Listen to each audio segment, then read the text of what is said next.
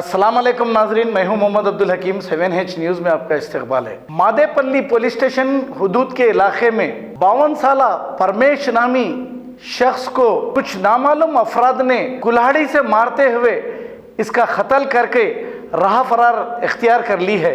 इब्तदाई तहकीकात में कातिलों का पता चल न सका। पुलिस ने ज़ब्ते की कार्रवाई करते हुए तहकीकात का आगाज़ किया है। आइए देखते हैं हमारे नुमाइंदे की ये रिपोर्ट।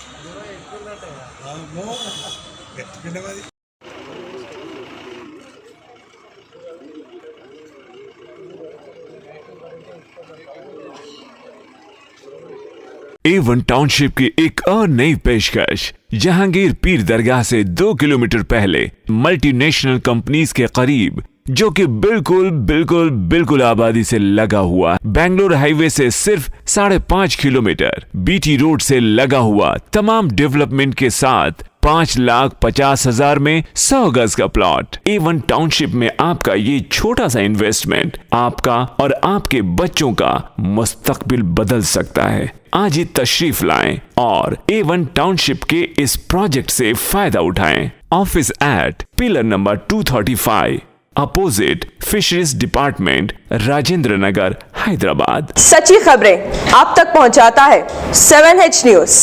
हकीकत जानिए, 7H न्यूज़ देखिए, लाइक कीजिए, शेयर कीजिए और सब्सक्राइब करना ना भूलें। 7H न्यूज़, आपकी आवाज़।